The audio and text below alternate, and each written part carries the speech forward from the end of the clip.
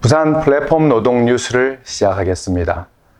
오늘은 따끈따끈한 새 책, 톡 까놓고 이야기하는 노동에 나온 쿠팡물류센터에서 일하는 노동자 이야기를 여러분과 함께 나누고자 합니다.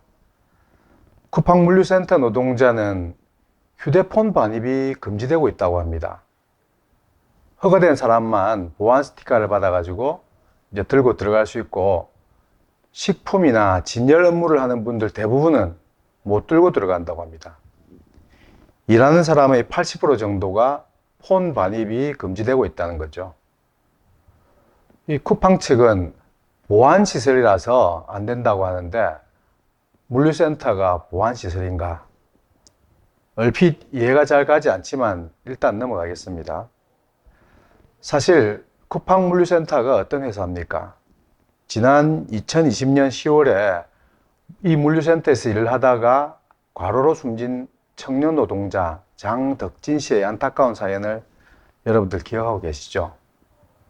한마디로 사람을 갈아 넣는 방식으로 로켓 배송 시간을 맞추는 초고강도 노동 현장이 바로 쿠팡 물류센터입니다. 지난해 연세대 예방의학과 윤진아 교수가 이곳에서 일하는 노동자 7명에게 24시간 동안 심박수를 측정한 결과를 발표했는데요.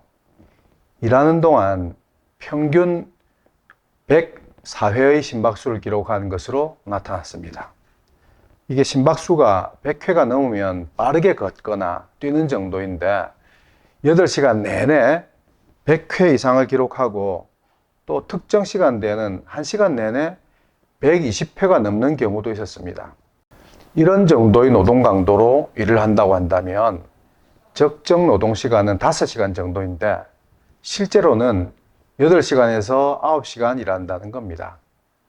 그리고 야간 노동에는 30% 정도 가중치를 더하기 때문에 심야 시간은 적정 근로시간보다 2배 정도의 강도로 일을 하고 있다는 의미라고 합니다. 그런데 더 큰 문제는 휴식 시간 중에도 심박수가 크게 떨어지지 않고 있다는 점입니다. 야간 근무를 마치고 잠잘 때도 심박수가 내려가지 않았는데 5일 연속으로 야근을 하고 이틀 쉬고 난 다음에야 비로소 심박수가 정상으로 돌아갔다고 합니다.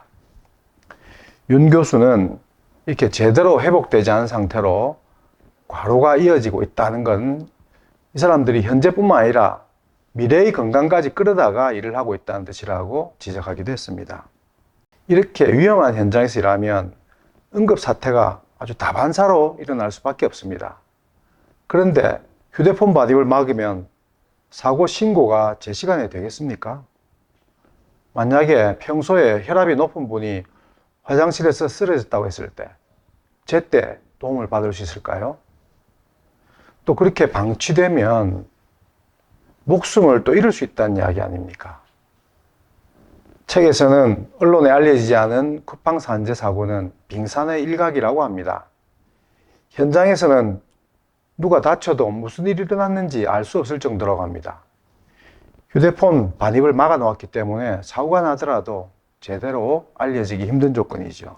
실제로 현장에서는 요즘은 군대에서도 휴대폰을 쓸 수 있는데 여기는 군대보다 더한 거 아니냐, 이런 대화가 오고 간다고 합니다. 휴대폰 반입을 금지하는 곳은 현대자동차 공장 중에 이제 노조가 없는 최고 공장 같은 곳도 있고, 최근에 이제 경형 SUV 캐스퍼를 만드는 광주 글로벌 모터스 공장도 휴대폰 반입을 금지하고 있습니다. 그런데 이것은 그저 노동 통제 수단일 뿐이지 보안하고는 아무 상관도 없다는 것이 이 책의 주장입니다. 만약에 보안 문제라고 한다면 카메라 앱만 안 되게 하는 것이 얼마든지 가능한데 아예 폰 반입 자체를 막는 건 지나친 인권 침해인 거죠. 쿠팡은 요즘 가장 잘 나가고 있는 기업 중에 하나입니다. 고용 창출에서도 1등을 자랑하고 있습니다. 지난 6월 2일 기업 분석 전문기관인 한국 CXO 연구소가 발표한 걸 보면 최근 1년 새 일자리를 가장 많이 늘린 곳은 쿠팡으로 나타났습니다. 2020년 43,002명에서 지난해 72,063명으로 29,061명이 늘었는데, 이게 76개 대기업 집단 전체가 고용한 인원의 46.1%를 차지했다고 합니다. 대단하죠. 특히 쿠팡 물류센터는 19,962명에서 26,644명으로 늘어가지고 쿠팡 고용 증가의 1등 공신으로 꼽혔습니다. 이렇게 고용원이 삼성전자, 현대차에 이어서 3위 기업입니다. 지난해 3월 쿠팡은 미국의 뉴욕 증권거래소에 떠들썩하게 상장했습니다. 설립 11년 만이었습니다. 상장 첫날 주가는 공모가의 40% 이상 오르면서 단숨에 삼성에 이어서 시가총액 기준으로 국내 2위 기업으로 올라섰습니다. 그리고 상장으로 확보한 자금 가운데 물류센터 추가 구축에만 1조 원 이상 투입했습니다. 전국에 30개 지역, 그리고 100여 곳에 거미줄처럼 뻗어나간 쿠팡 물류센터는 주문 하루 만에 제품을 가져다주는 로켓 배송을 주 무기로 하고 있습니다. 그러나 초단기 계약의 계약직과 기간제가 80% 이상의 일자리에다가 물류센터 사례에서 보시듯이 로켓 배송을 위해서 휴대폰도 빼앗긴 채 심박수 104회의 고강도 과로노동이 그것을 바치고 있습니다. 4차 산업혁명의 총화인 플랫폼 기업, 그 혁신의 바닥엔 이렇게 피와 눈물이 흥건하게 고여 있는 것입니다. 플랫폼 산업에서 플랫폼 노동은 과연 좋은 일자리가 될 가능성은 전혀 없는 걸까요?